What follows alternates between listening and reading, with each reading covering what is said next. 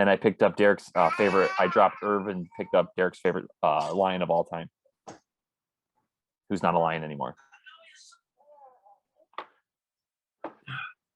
Ebron. Yeah, Mr. Drops. Yes. So I love every time I hear a Steelers fan go, "Damn it, he dropped it again." I live with Bunch him. of bitch asses.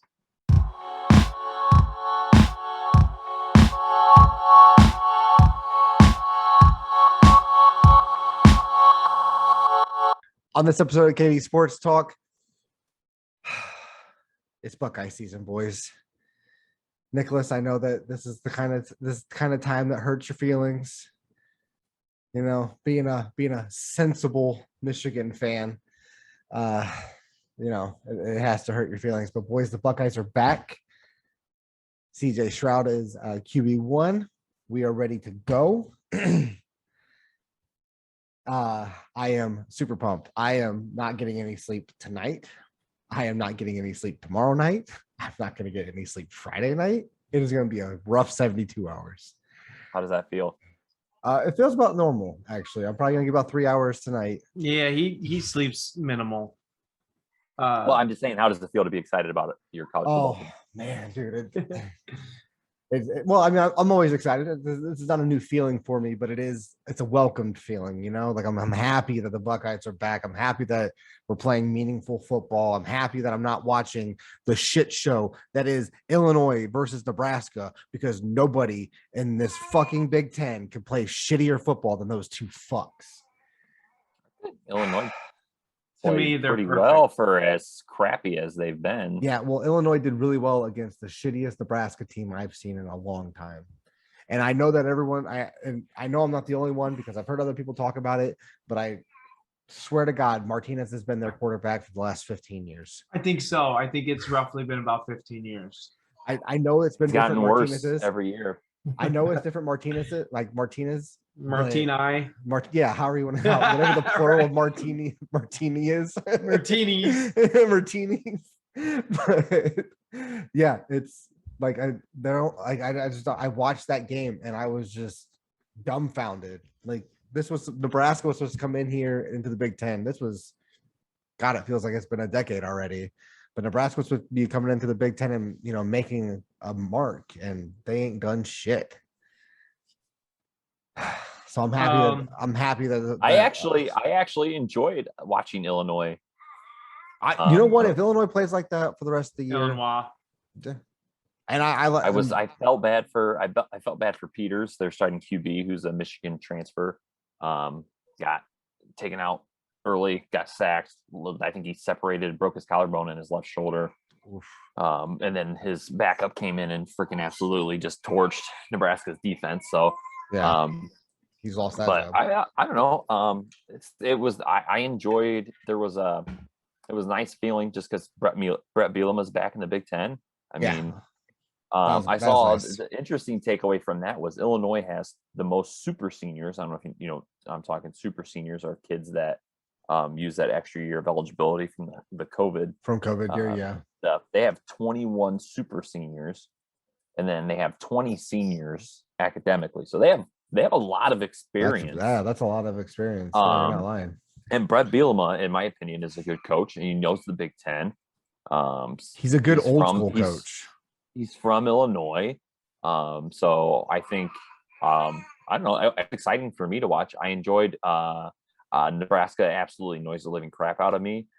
So I was loving that Nebraska was getting beat. Adrian Martinez is a terrible quarterback, but Scott Frost seems for some reason to love him.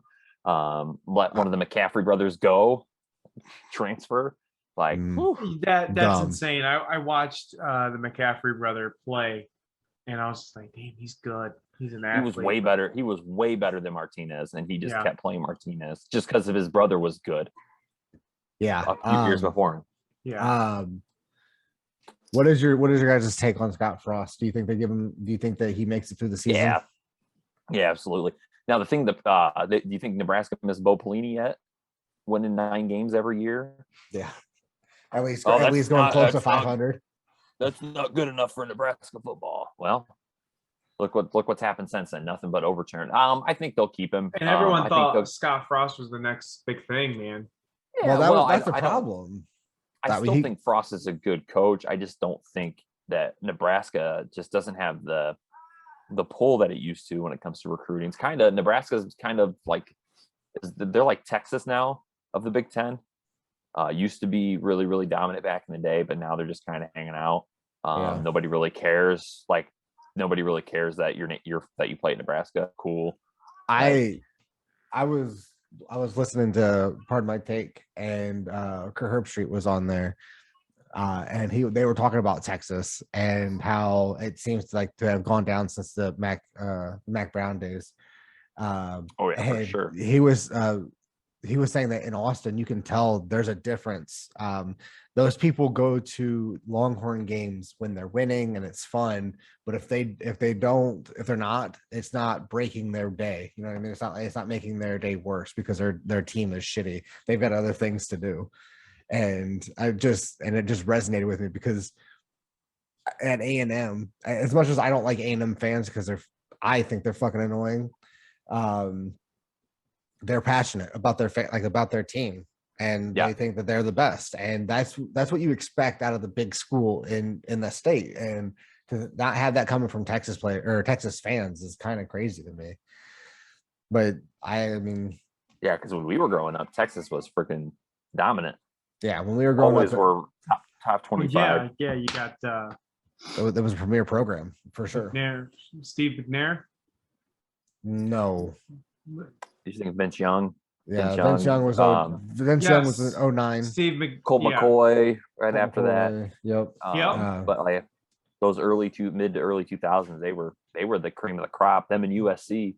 Yeah, I mean the best. The best USC. national championship game. 09. I would say so. That thing was absolutely insane. Yeah. I mean that's including that was including the 02. Like I even put that game above our championship in 02. That game, the 05 championship between USC and Texas was way better than Miami and Ohio State. Yeah, but it was way better just because Ohio State. Well, there was. You can't even argue that because Miami was loaded. Yeah. Ohio State didn't have the talent that like a Texas, USC, or Miami had, but it was a double overtime thriller. The thing about like Texas and USC that made it so great was the stars showed out on both sides. Like everybody, sure. There was like defense, forget about it. It was all offense. All the guys. It was the type of game you wanted to see. So that's what makes that so probably the best college football game of all time. Yeah, for sure. So Ohio State takes on Minnesota. Yep. Minnesota. Don't you know? Don't you know? Don't you know? Don't you have some type of what's the over under on this one? So I have this in here. So the over under for the game is 63.5. That's the actual game. That's the actual over under. Yeah, that is the over under. This is coming from the Barstool Sportsbook app. So it's Hollywood Casino, and Penn gambling. But it's 63.5, and Ohio State is favored by 14 points. So my question to you guys is: do you think this is the first game of the season? Do you think they're over under 63.5? Do you think they're covering the 14? Well, Derek, I'll let you go. So for me, if they're only favored 14, which is still pretty large, I think they're going to be under 63.5. I'm going for the under, but I do think that they cover the 14. They're going to be over 14 points. I agree. I agree. I would definitely go under. Would definitely give Ohio State to cover it at minus 14. I would say I'm thinking somewhere around that. Like, I don't know how good Ohio State's defense is going to be. I guess that's the other issue. Right. Minnesota's got flex, so they're going to play motivated. So it's going to be ugly early for Ohio State. Mm-hmm. I could see even I don't know if you remember the Indiana game a few years ago. They opened up with Indiana was making all the plays, yeah, giving them a hell of a time. And so I wouldn't be surprised if we see like a 14-7, 14-10 halftime score, Ohio State winning. I would see like a 35-38 to like 17 final. I don't know if that put me at. That put you over. Yeah, Does that put me you're, over? you're covered. Yeah, you're Wait, covered. no, you're right. Yeah, Sorry, yeah. I was thinking the wrong thing. Yeah. So depending on I don't know how great Ohio State's defense is going to be, but I would say definitely cover, but definitely under, just with it being the first game of the year. If this was first game of Big Ten season, give me that over all day. I mean, let's talk about the Ohio State defense, but not necessarily the Ohio State defense. But Shaun Wade, he was released. He didn't even make the team. He's bad. I agree. I don't think it was good, but it was kind he of was one of those players. He had one really good year and he got worse as it went on. Yeah, the problem is he should have came out his junior year. He should not have came back for his senior. He was a first round pick in his junior year. Yeah, probably a top 20 pick. Yeah, and I thought when he came back for his senior year and he underperformed, and he obviously dropped in the draft, I thought that maybe it would be a good value pick for whoever or who got him. I can't remember. I don't remember. Couldn't tell you. But anyways, it doesn't matter. I thought he was going to be a good value pick for them, and he would show talent in training camp, and then be able to make the 53-man roster and go from there. But after that, like you said, after that one season that he had a good run, it's been downhill since. And even last year in the COVID year, it was not pretty. It was frustrating. A lot, yeah. Now this year, our secondary is. I think our defense is going to be much improved from last year. I actually am going to hit the over on this. I think that Baltimore Ravens traded Shaun Wade to where? New England. Oh yeah, give him 2 years. He'll be the top cornerback in the league. Bill Belichick's got his hands on him. It doesn't matter anymore. Right. I'm not saying that's because of Shaun Wade's ability. I'm saying that's because anytime that Bill Belichick gets his hands on a late round pick, he somehow makes him into the best player in the league. Yeah, you're not. I mean, so not wrong there. So back to the Ohio State. I think they hit the over. I think it's going to be like you said. I think the first quarter is going to be a little bit slow getting started. I think they're going to test CJ early. I think we're making a lot of throws just to get him comfortable in a game situation. Yeah. I think that that's going to be our downfall for the first couple drives. We're obviously going to end up scoring points, whether it's off special teams, off defense, whatever it's going to be. But I think that by the end of it, it'll be like I'm going to say it's going to be 49 to. Whew. You got a lot of faith in Stroud, don't you? Yeah, 49 to like 24. I mean, I know Minnesota's going to score. But I have faith in our offense. If you think Ohio State's scoring less than 40 points, especially why? Because it's very rare that we don't. I mean, it's very rare. Yeah, but you have. I mean, yeah, but you also have a new quarterback. We have a new quarterback every year here. That's not nothing. Okay. Justin Fields played for 2 years, but look at this. Okay. All right. So last year, 52 points, 38 points, 49 points, 42 points, 52 points, 22. Yeah. And your quarterback was Justin Fields. Yeah. Well, I understand. Yeah. And see, I mean, CJ is I don't know CJ Stroud. I don't care if you're a top recruit. Never seen you play. So plus if everything goes shitty, Quinn Ewers is sitting right there. So yeah. I don't. It's not that I don't think Stroud could be a great player. I don't. Never seen him play before. I'm not one to throw it on the bag right there on him right away. No, I understand. Just drop 40, 50 points, but like I said, how good's his relationship? But I'm just saying, over the last 2 years, I mean, how well's his relationship with Olave and those guys? To just that connection between quarterback wide receiver takes a little bit to build. Yeah, There's going to be some lumps. I wouldn't be surprised if Stroud throws 2 picks this game just because of miscommunications. Oh, he But, definitely might. He definitely might. But I think the thing that could be surprising and I think the only way that would take it over in Ohio State not covering, I still don't think Ohio State will lose. I still think they're going to win. But Ibrahim, the running back for Minnesota, is probably the best running back in the Big Ten.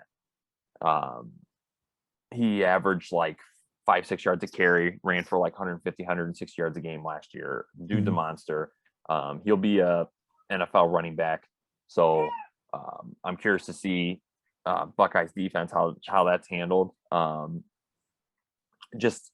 don't, after what happened against Alabama last year, are they gonna sit back, cower, and just kind of go through the motions? Or are they gonna play with a chip on their shoulder after getting their defense just absolutely getting shredded in the national championship game? Yeah, so that's always something interesting to see, teams coming off of a loss like that. Yeah. They just got absolutely freaking shredded in the national championship game. So I'm curious to see those guys coming back, the coaches, they got that chip on their shoulder, or are they gonna just kind of over Ohio State, which I don't think they will. I think they'll be ready to play, but Ibrahim's a freaking monster at Minnesota, so that'll be an interesting. I think he's going to be the X factor for all the over under and that cover. Yeah, I know the coaches coming in to this game they're gonna want to set a tone, and I think the players are gonna be the same way, especially coming off of. I mean, especially after the national championship loss. Yeah. So, yeah, I still think. I mean, I have all the faith in the world. I mean, like I said, our defense is going to allow points. It's just going to happen. I mean, especially in a Big Ten game, there's no shutting this out. There's no them scoring 7 points. Yeah. It'll happen. But something we don't are actually, before we get into anything else, I'm going to talk about something with you, Nicholas. Have you been following everything that's been going on with the Mets? Oh, with the thumbs down? Yes. Oh my God, what a freaking joke. Because they boo us when we're bad, so when we're good, we boo them. Yeah. I'm so proud of you. Derek. I'm so proud of you. Derek with the non-football related topic. Yeah. I mean, that's all you need now. You can sit back for 5 minutes, but that was a good job. I do think it's stupid. I think it's I mean, he's already recanted his statement. He came out and said that it was wrong of him to say that. He which I think is even worse. Like, if you're going to come out and be that, stand by what you said. Be pissed off. Well, I don't think it was when he recanted it. It wasn't that he apologized to the fans. It wasn't that it was. I think what he was trying to say was, like, this isn't directed towards, like, it's directed towards you, but it's not directed towards you. Like, yeah, go ahead, boo us when we're bad, but when we're good, we're gonna mock your booing. to motivate us. It's kind of like doing this, right? Yeah. Yeah. So I don't, and I think that's why I think Baez was so quick to apologize. Which I don't even know why. He got traded there. He's on the last year of his contract. He's not coming back. If I'm him, throw the middle finger up and say, screw you guys. All right? I can play baseball better than you. If you don't like it, that's my C, you know? Yeah. I was gonna ask you about Lindor, because he's there for 10 years. Yeah. And he's getting in on this shit. And he's and he hates being in New York. I can already tell. Yeah. He's been underperforming all year. I mean, the whole team has. He's been hurt. I don't know how long he was playing hurt at the beginning of the year, but he'll be fine. I think he'll get this whole thing will blow situation. Over. Yeah. I just don't think he's been comfortable there yet. I don't think he's found it. Like at Cleveland, that was home. Cleveland drafted him. He played in Cleveland's minor league system for years. And the city of Cleveland absolutely loved him. And then you go to a big time market like New York, you sign a huge contract. And then you underperform, fans start booing you. You see social media, everybody talks about how bad you suck. What a waste of money. I mean, I don't care how tough-minded you are, that shit will get to you. And I'm sure it got to him. And I think he's a mentally tough enough dude. He'll figure it out and we'll be back to his old ways of batting 260 to 280, hitting 20 home runs and playing great defense. I mean, so did you see what he did? Obviously, they were at Citi Field, and when Baez comes out for his first at bat, they're all booing him, right?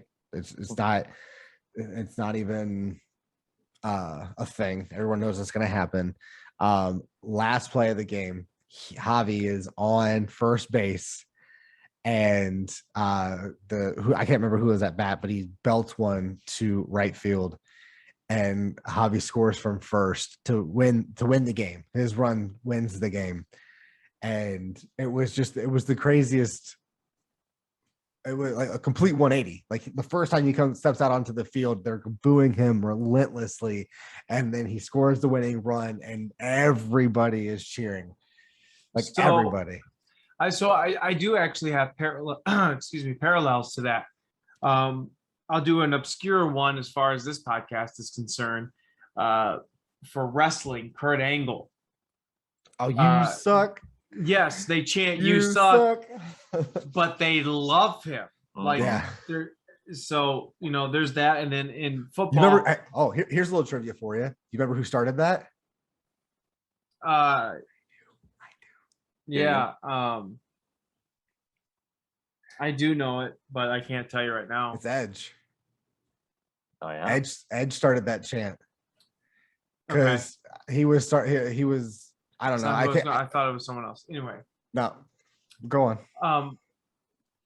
And then because I'm an NFC North guy, I watch the games more often than normal.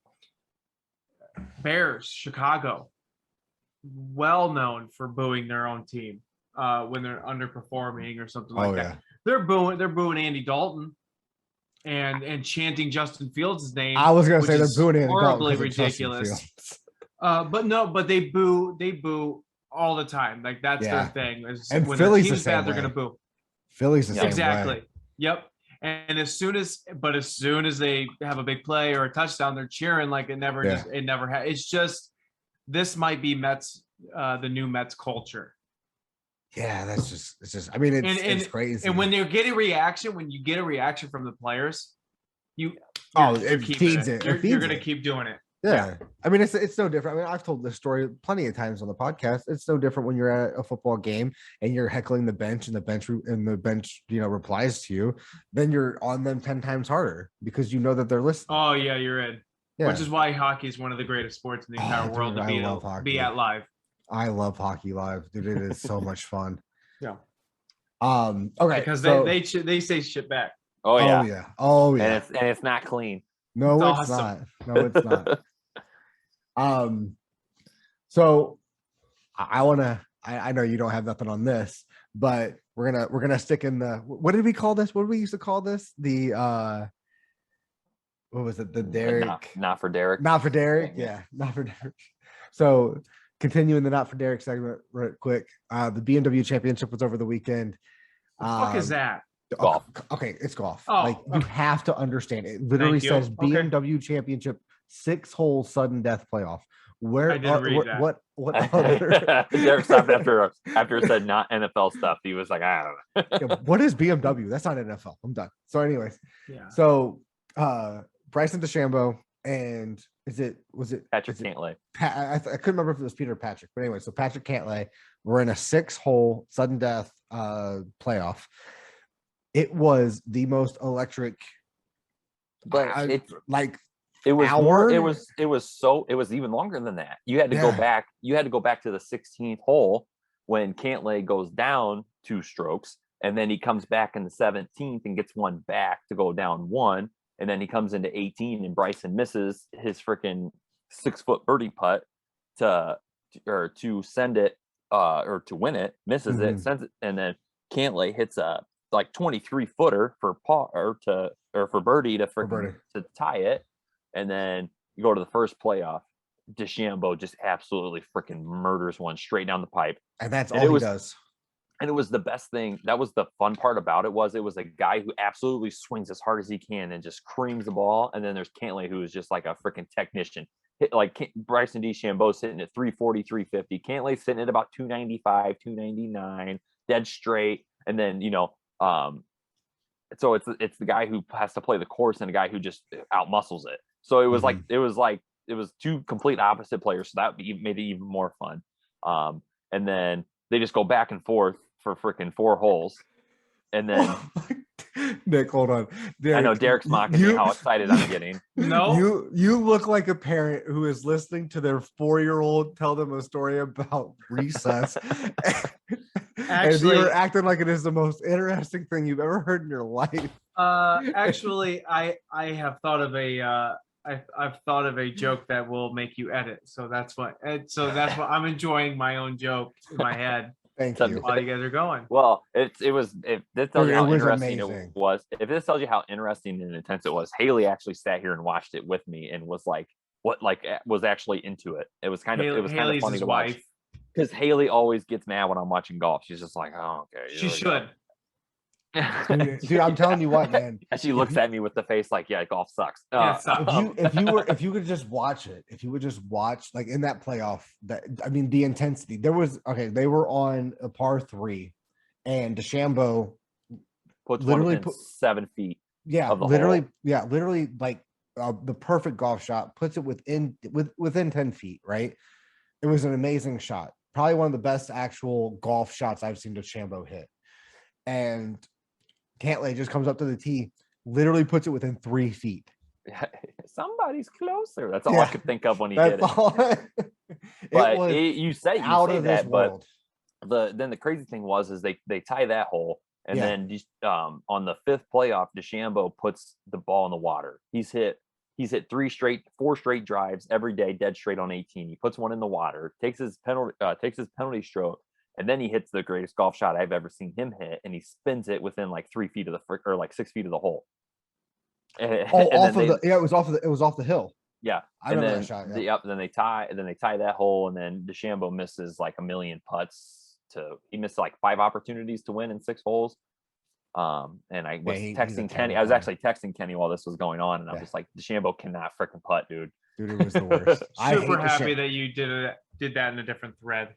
Yeah, we did. Yeah. Oh yeah, because I'm gonna talk about golf with you in a message. I mean, we should really annoy the shit out of them, but it would really, because there was a lot of messaging in the last 30 minutes. It was like 7, 8, 9, 10 text messages. It depends on the mood you get me on. I'm either gonna completely ignore it, insult you, or go along like I know what the fuck I'm talking about. Like, there's. Yeah, I fucking. But it was important too, Derek. It was important too because the FedEx Cup, which is like the playoffs for golf, is next week, their tour championship. Okay. And they're seeding for golf. So if you finish first place in the FedEx Cup standings when they go for the tournament, which is this coming weekend, you start off at -10. Then the next person starts off at -8, and then it goes 7, and then at like 6, and then like there's only 30 people that make it. And then like the worst person starts at dead even. So you start 10 strokes ahead of the worst person. And then so Cantlay and DeChambeau, whoever won got first place, and whoever lost got 3rd place. So it was a 3-stroke swing too for the next week to win the tour championship. So it was a lot. It was a lot going on. It was a big win on tour, and you get to be number 1. For seeding, it's extremely important. Right. Yeah. So it was, and that's what even made it more intense. I think the craziest thing is now that DeChambeau got mocked so hard and taunted so hard after that. Brooksy. Brooksy. So the PGA is actually now they've reconsidered their fans etiquette, and they will actually be ejecting people from the course for being too crazy. And if you yell Brooksy at Bryson, it's an automatic ejection. Yeah. Like you're gone. You're out. So just call him something different. Yeah. I would love to take this opportunity to bring about the fact that I was absolutely ahead of the curve, that I was right all along. I was ahead of this before the PGA did. Remember, you guys were like, oh, it's like, it's like an actual fan event and people are going crazy and having fun at events. And I said, that's ridiculous. You're watching golf. Shut the fuck up and golf clap. I do remember you saying that. The PGA Commission sides with you. Dude, that's right. Yeah, they really do. It's so fucking annoying. I would literally just call him anything else. Can we get anything else? Let's make a shirt. Make golf boring again. Let's do it. We can't make that shirt. We absolutely can. Listen, 2/3 of this podcast likes golf. We cannot make that. You gotta admit that it's boring. We'll make that shirt for you. We'll make that shirt for you. I'd wear it. I wear it every fucking podcast. Oh my God. All right, dude. But yeah, that playoff was amazing. The FedEx Cup is going to be fun. And yeah, it was. I mean, I haven't sat on the edge of my seat watching golf in a while. Well, and that congrats to what, Brooksy? No, he lost. Sorry, Brooksy. My bad. No, we don't. No, fuck him. Fuck Brooksy. We don't like him. He's a dickhead. Right. So that's the only thing you're allowed to do. Yeah. So we're gonna get out of the not for Derek segment now. We're gonna come back. We're gonna bring Derek back in for an actual positive interaction. We'll see. We'll see. We're gonna start with the big news coming out of the roster cuts in the NFL. Cam Newton is getting cut from the Patriots. Well, is cut from the Patriots. And the crazy thing is we talked about this last week. You know, Nick and I were airing on the side. I think I know I was, where like Cam's out for 5 days. Mac Jones has been looking good. Is that opening the window? And I think our deciding factor was, hey, that's a Belichick move. Yeah. Well, so going with the rookie is never the Belichick move. No. This is literally the first rookie that he has started in his 27-year career. But that's the whole thing where like he had Drew Bledsoe, who was known to be a legitimate starting quarterback, and he's just like, you know what? I'm going with the hot hand. Like, he's not afraid to go with the hot hand. Yeah. He's had Tom Brady for years and years. No, he's not going to start a rookie. They draft a rookie, but he's going to sit behind Tom Brady. Right. This is the first time where he's drafted someone, and Cam isn't the hot hand. And we knew that. We knew he was a stopgap quarterback for the Patriots. And it just so happened. Yeah, I mean, it's been terrible. Yeah, he's not been good. Like, their style of offense matches Mac Jones. So it does not match Cam. And I've been liking Mac Jones more and more, and I absolutely fell in love with him a few days ago. With the beer gut? No, not even that. Do you know who Simon Charles is? Yeah, the guy that created the game Simon Says. No, he's a beat writer for the Patriots. Okay. And yes, I absolutely know who the beat writer for the Patriots is. Whatever. Twitter. So on Twitter, I follow a lot of beat writers on Twitter, but you get a lot of information. I mean, I don't disagree. But he is very outspoken. He's not afraid to like say what's been said in the locker rooms and stuff. He actually got like a couple-day ban from Twitter for this. But it was when the Giants and Patriots were having a joint practice together. So I'm going to read this out. This made me actually fall in love with Mac Jones.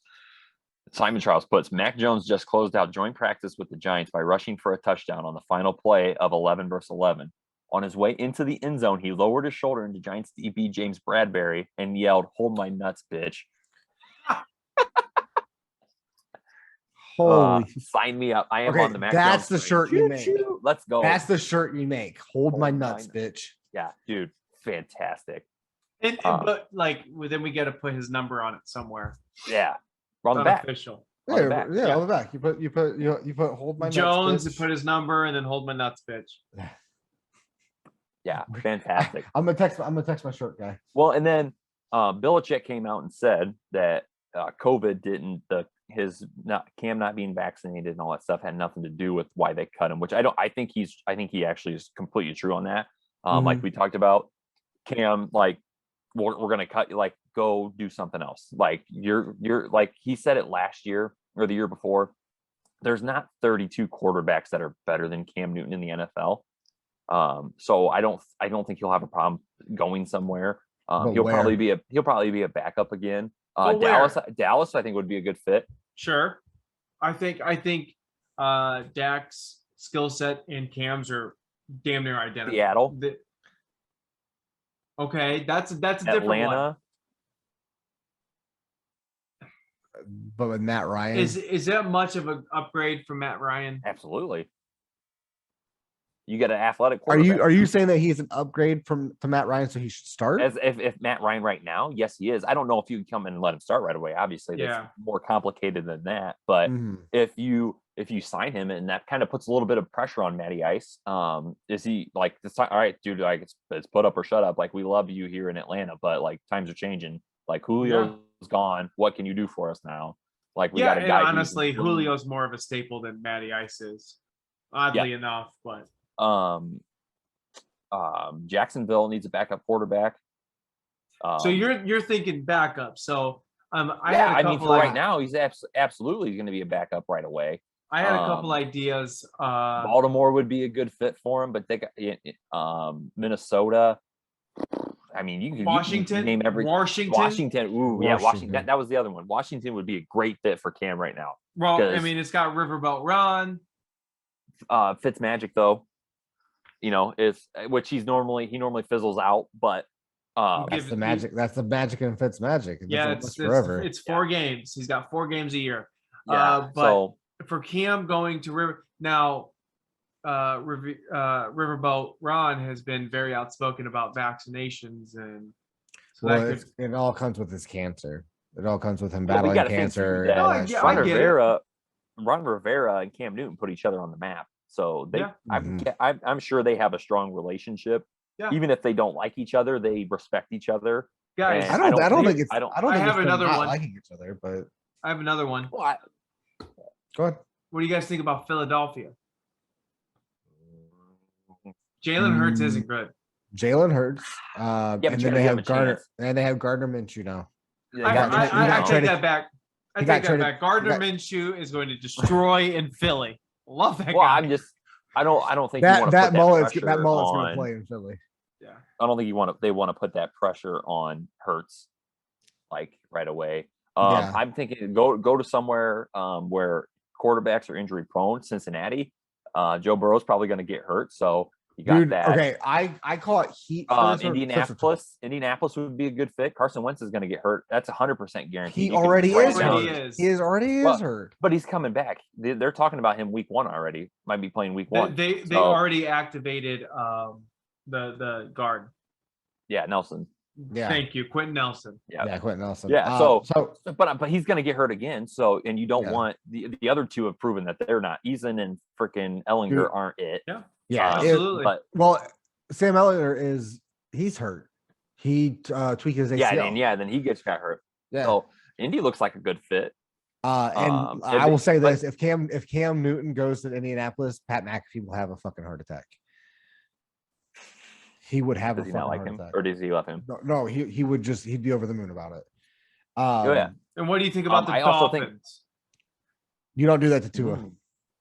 You don't do that to Tua. Is he the future? They've been very iffy on his. They've already talking about traded. They've already been talking about trading. Okay. There's a big difference between trading for Deshaun Watson. There's a big difference between trading for Deshaun Watson and going and getting Cam Newton. Deshaun Watson is a franchise quarterback now. The difference is they're talking about getting rid of him, and the other one is keeping him and having a backup or another guy to challenge him and make him better. So I think the getting traded one's a lot worse than signing an old for Tua. For Tua, but I'm not talking about for Tua when I talk about Watson. Plus, I really don't think for the asking price they want 3 first rounds and 2 and 3 first rounds and 2. You always ask for a lot rounds. To start. It'll change, right? But it's everything is off field with him, and I don't think there's a lot of organizations that are going to put that kind of. Without guarantees of getting it all back if he gets convicted or whatever. Yeah. But anyways, if this off-field stuff wouldn't happen, Deshaun Watson would be in Miami and 2 would be in Houston. It would have been done already. It would have been done, yeah. So speaking about, this is about 2 minutes ago because Nick went shut the fuck up. Speaking about Cincinnati, they released their starting guard, Michael Jordan, and who is now because Cincinnati fans actually let me know about it on freaking Twitter because I said I asked Burrow if he had all of his affairs in order because Cincinnati is literally trying to kill you, and everybody comes at me like, oh, he's the one that got him hurt. He's the one that got him hurt. The dude on Pro Football Focus. He is his PFF score is around a 70. everybody below him and all of all the rookies that came in and the veterans that are outplaying him right now are mid 50s at best in their Pro Football Focus rankings. And that's if you put a lot of stock into that scoring. Right. But I mean the analytics and stuff. Yeah. It's but I'm just saying their line is so shitty. And they they did make moves to try and make it better over the offseason, but I don't think they did enough. And I don't think they did at all, really. Yeah. And Chase, who they picked, drops 4 out of 5 balls. Yeah, he's dropping balls left and right. But you're not at Cincinnati, you're not in a place to drop any of your linemen. You should have extra linemen so that you can pull them out of the game so that none of them are getting too tired so that they don't fuck up. Because that is how shitty your line is.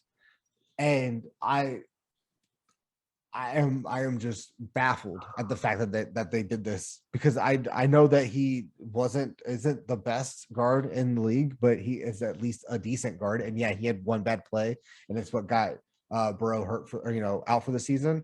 But you don't take that guy out of the fucking lineup and put a rookie in their place. They're gonna get stomped. Yep. Well, I mean, you see it in Detroit right now. We moved Sewell from left to right tackle, and he's not doing well. No, right now. That's yeah, right. I mean, but I will tell you this: that happens a lot. I had a huge problem. I had a huge problem with Taylor Decker his rookie year, and and he was great. A left tackle, and he's been absolutely fantastic since. Yeah. So is this year going to be rough? Probably. Right. But I mean, he's got so much talent. He's 20 years old. You want it to be. This is a weird year. It should be rough with as bad as your guys' team is too.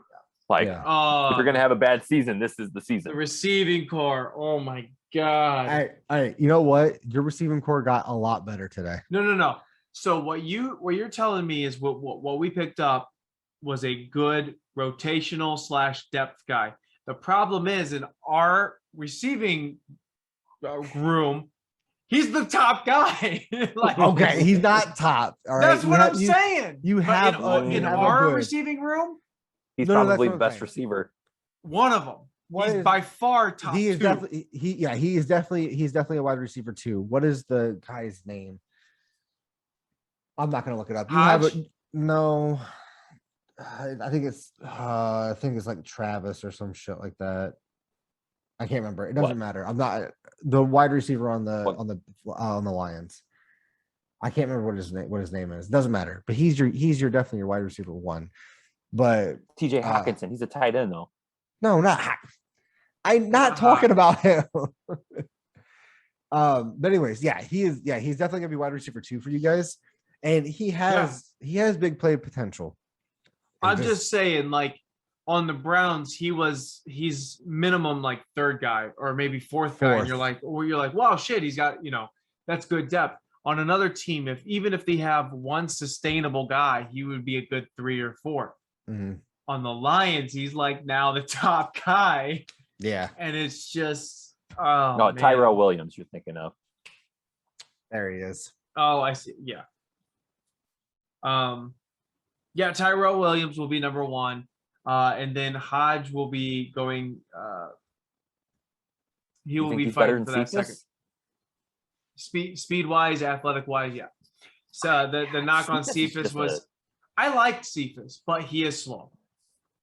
Yeah, but he's a sure hands type. He reminds me of a slow Larry Fitzgerald. Dude catches everything, makes big plays. Like, even though he's slow, he's still a good route runner. But I enjoy him. Cephas. I like Cephas. I'm certainly not against him. We've got Amon St. Brown. He'll be getting some reps. And we only had 2 tight ends last I knew. We still don't have tight ends, but we had no kickers. So I covered it already, but I don't think I went over all of the details of it. Gardner Minshew is getting traded to the Eagles for a conditional 6th-round pick. It will be bumped up to a 5th-round pick if Minshew plays more than 50% of the snaps for the Eagles this year. Should be starting. You don't like Hurts like that, huh? Oh no, it's Minshew. If they would have traded for another backup guy, I mean, they could trade for any backup guy. You know, David Blau, love him from the Lions. If he went over there, I'd be like, yeah, play Hurts, but it's Gardner Minshew. Let's play him. I don't understand. I do not understand the infatuation with Gardner Minshew. It Like, is I get it. 100% He's the ma- cool. that's Dude. He's 100% a the cool. mass- He's That's like, it. It's not the he's like the most interesting dude in football, but like he is not Probably. that great of an NFL quarterback. Oh no. That has nothing to do with my decision making. Yeah, I don't care about his talent. I just want to see how Nope. cool he looks on Okay, the field. right. I just making sure. Like Ryan Fitzpatrick, like when he came out in Swag. Deshaun Jackson. Deshaun Jackson's is yeah. Now I'm like, I'm rooting for that guy. Hold my nuts, bitch. I'm rooting for that guy. Yeah, You know what I love mean? holding Right, my Mac nuts. Jones. I want a Patriots blue shirt with Mac Jones. red lettering, white outline. Hold Yeah. my nuts, bitch. Yep. Mac Jones might be going number 8 this year in the draft, Derek. I don't even know where I draft, but I'm ready for that. What else? We definitely got more. Is there anything? So did we want to touch on the Bishop Sycamore stuff? I don't think we have enough time. Like the craziness that has come out about this school. I was reading an article where one of the kids was telling them, I'll highlight a couple things. They stayed in a hotel for 5 months writing bounce checks. Yep, the athletic director was writing bounce checks. Yeah. Fantastic. They were stealing from a church because that's who was funding them. Yeah. They were stealing from Walmart so they could eat. I remember that. Dude. Did you ever go to class? They took us to a public library one time. At the end of the season. Yeah. They're like, it was October, the season was almost over. They're like, we didn't practice, we just go to games. They showed like the online pictures and stuff of the campus of what it was gonna be. And then he went on the visit and they just showed this like big, like abandoned warehouse where it was supposed to be. There was no campus. It's an online charter school. It's a non-charter school. It's a non-charter. It is right. Did I say charter? Sorry. Yeah. It's a non-state funded They non-charter played 2 games in 3 days. They lied to ESPN. And the funny thing is ESPN wasn't mad that they lied to him about the prospects, the Division I prospects that they said they had. They were more mad that they played a game 3 days. They played 3 days before that. Yeah. They played in a game against some team from Pennsylvania, and then they went and played IMG. We're about to lose Nick. And then IMG Academy beats them 58-0 on national television. Apparently, IMG Canton. Yeah, and apparently they played them last year. Yeah, and apparently these guys are not high school kids. Not all of them. There are some that are. Not all of them. The guy that I read from the article, he was like, I was 16 and there were 19 and 20-year-olds playing with me. Easily. Yeah. And gotta love it. I mean, it is the craziest thing. The head coach and the athletic director are freaking hustlers, man. Every day I'm hustling needs to be their theme song. The head coach has active warrants for his arrest for fraud, like legit. So this 16-year-old, I don't know how old he is now, but the 16-year-old, he had a warrant out as well for writing bad checks. Because he was associated with them. So he had a warrant out against him as well. Yeah. He's like, yeah, I was under house arrest. And he goes, I didn't know why, but I was under house arrest. And now that you guys are telling me it was for fraud, that makes sense. Yeah. It's all coming together now. Dude, this is the greatest thing ever. We were picking teams and no one mentioned Bishop Sycamore. Yes, Cam Newton should and try for that. The funny thing is that people keep talking about how ESPN got screwed by him, and then it's probably going to be an ESPN 30 for 30. Yeah, that's not being screwed by him. That's giving him content. Like they've got an ESPN 30 for 30 now. Yeah, and that's why I thought it was funny that was the only thing they were mad about. Was it wasn't that they lied to him about the prospects. It's like, okay, cool, you got us, but it was just like that they were pissed that ESPN let them play. Them playing within a span of 3 days of each other. ESPN contracts out their whoever schedules those games for them. And that's who they had to be more mad at, is those guys for not at least looking into this. Well, and ESPN is a shit show. We all know that. Yeah, and IMG Academy. So. I mean, this has got to be a little bit. You have to say something about them too. Like, you played them last year. You know that. I mean, you're just padding your fucking your schedule with these guys, because you know that they're a fake school. There's no way that IMG is not doing their research on something like this. Because since IMG it's a national televised game, I don't think they care. No, not this year. Not this year. But last year when they played and they didn't. Which is probably why they didn't say anything. Is Bishop's conned their way into playing them last year, and they destroyed them. They weren't going to play them again. And then ESPN's like, "Hey, you guys want to play these guys on national TV?" And they're like, "Yep, sure, will do." High school kids just beating up on fucking middle-aged people. Adults, yeah. Love it. Love to see it, guys.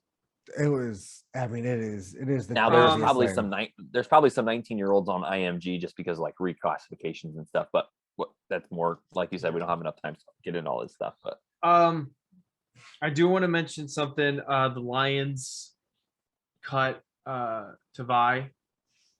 Not surprising. And well, guess who picked them up? The Bears. No, the Bears picked up Perryman. That fat fuck Matt Patricia decided he was going to sign him. He loves him, but he's not even he's not even on their active roster. They signed him to his practice squad. That's okay. Fuck Matt Patricia, man. You can have all your failed draft picks. Fuck you. Steelers. Stephon Tuitt's going to be out first 4 games of the year. He's on the IR to start the year, That's which big. is big loss for Pittsburgh. Yeah. But other than that, there's not a whole lot more Pittsburgh side of things that happened. Not crazy. It doesn't seem like it's a big cut. They cut one of the running backs from last year, but they re-signed him to the practice squad already. The guys they got rid of were no surprises. Everybody else is no everything's par for the course. Yeah, same for the Browns outside of Pods, which we were. I know a lot of people were hoping that we would be able to keep him just for depth. But everything else, depth at wide receiver. Yeah. Do you guys have a Mac Wilson? Am I not mistaken? Yeah, Mac Wilson Sr. Yeah. So Mac Wilson, many teams didn't think that he was going to make your 53-man roster. Yeah, they were hoping. Yeah, they called about a trade, and Andrew Berry. Andrew Berry not only said no to all trades, he said, "Fuck it, I'm keeping him on the team." Even if other teams think that he's worth calling and giving a trade for, he must be good enough to stay on our team. He is. He's underperformed for a couple years, but this is. I think this is going to be the year. Yeah. I mean, if there's ever a year for him to step it up, this is definitely the year, and that goes for all of our whole roster. Yeah. Like, I mean, the aspirations of this team is Super Bowl, and for that to actually happen, we need to have all 53 plus the practice squad just on top of their game, and I'm hoping that happens. I'm really sure. I mean, it's a weird place to be at, but when you're like, we were cutting starters from our defense last year in the play. Like, we cut, I think, 3 of our starters from our defense last year from the playoffs. Again, I mean, to be in that situation where you got to cut them because our defense last year was not great. But now we went out and got better guys. It's a crazy place to be as a Brown. Yeah. Isn't it nice? It is so nice. Like, it's so weird, but it's nice. Your team's that good that they're cutting starters from their team that was good the year before. Like, I mean, our defense wasn't that great, but yes. But still, I mean, yeah, we made that's the always what you need. For sure. Yeah. The only not necessarily surprising, but kind of it's already a little bit of a mark on Brad Holmes's resume. He went and got Rashard Perriman and gave him a $2.5 million contract with $2 million guaranteed, and we already cut him because he was injured the entire time, and the one preseason game he was able to play in looked really bad. So we got rid of him. I don't think he's fully recovered. So we cut ties with him, which was surprising, seeing as how bad our receiving core is, but it is what it is. We're gonna have to make it work. Giving young guys more of a chance. We had, I believe, I'm almost certain 4 undrafted free agents make our 53-man roster. Nice. So hey, never know. One of them might be a gem. I hope so. I certainly hope so, man. But unless you guys have something else, I really don't have much else to say. Did you have any trivia for us, Kenny? It's more of a just generalized, I guess. It's nothing specific to anybody, but okay. So I was just thinking about what I wanted to talk about, and for whatever reason I got fixated on winning like margins and stuff like that. So I started looking that up, and I have two different questions. One is, do you know the largest margin of victory in NFL history? NFL. Okay. NFL history. The answer is no. 86. Close. It's 59. That's not close. That's not close. Not in football terms. I know it's not close. That's why I know it's not close. That's why I said close. 50. You said 56. 59 points. It's happened twice. Back in 1976, the Rams beat the Falcons 59-0, and then in 2009, the Patriots beat the Titans 59-0. Ooh, man. Yep. And then, oh yeah, I remember that game. And then I wanted to bring it down a little bit. And do you remember, or do you know the largest margin of victory in a Super Bowl? That's probably 28.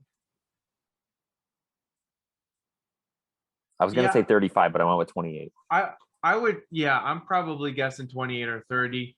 Right now, I'm thinking of the Buccaneers versus the Raiders, one of the worst Super Bowls ever. So I will tell you right now that Super Bowl doesn't even make the top 100.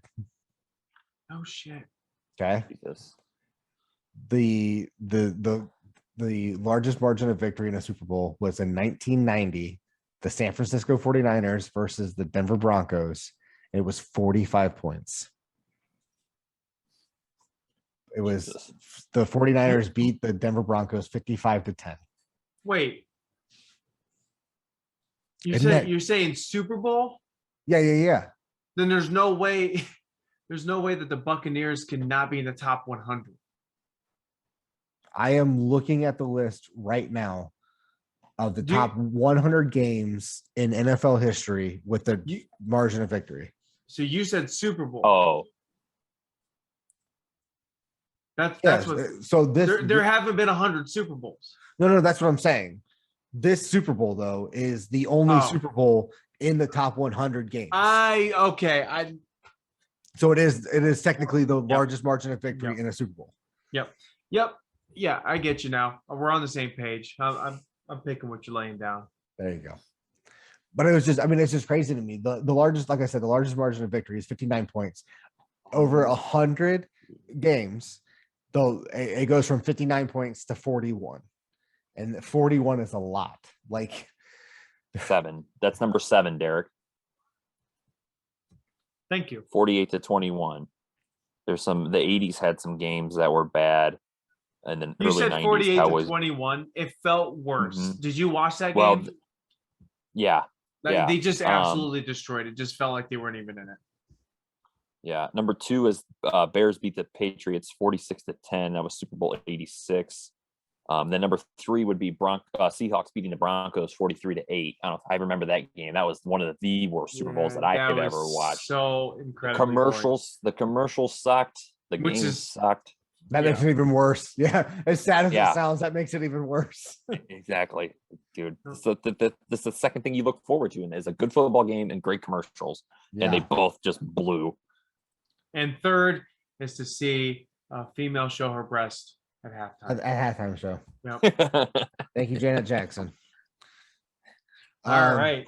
So that's pretty much about it. I say that I'm going to do this at the beginning of every episode, and I always forget because I just get right into it.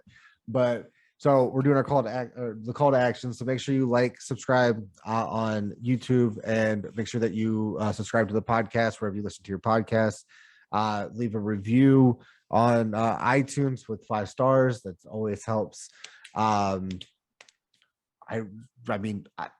If we're serious about making this shirt, I better have at least. I want some actual proof that we're gonna sell these shirts. Okay. We're gonna sell them. I was just thinking for our own personal use, but I mean, hey, if we want to do that too, I'm all right with that. Yeah, I mean, I'll pay for that. Company Christmas gift.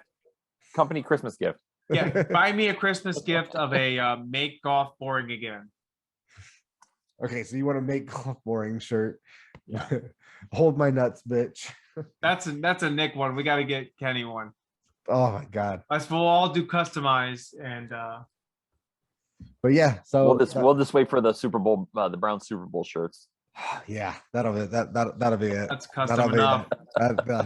That'll be good. Should I just call my shot right now and just make it? I'm just saying it. Yeah, it's like getting the tattoo.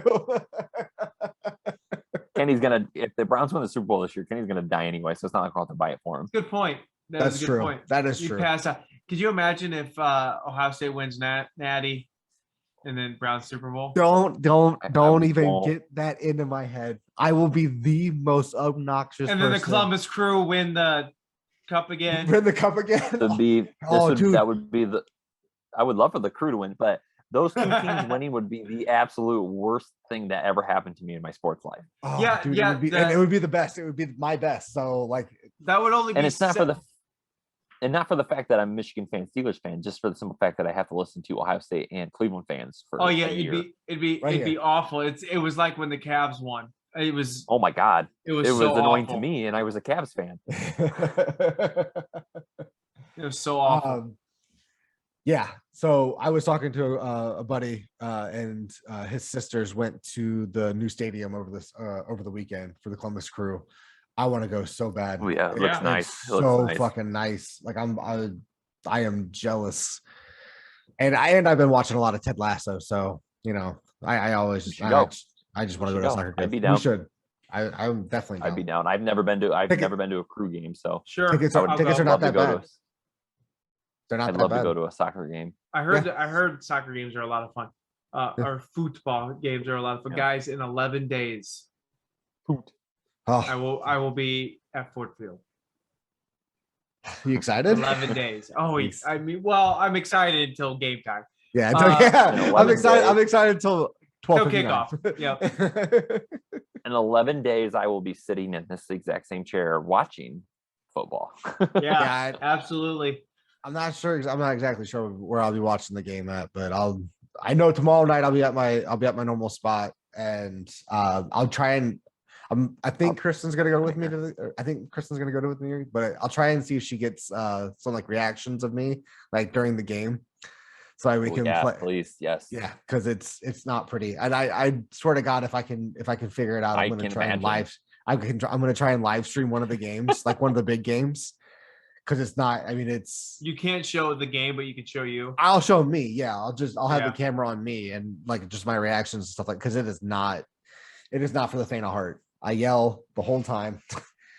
I get way too excited, and I've almost broken some people's hands from high fives.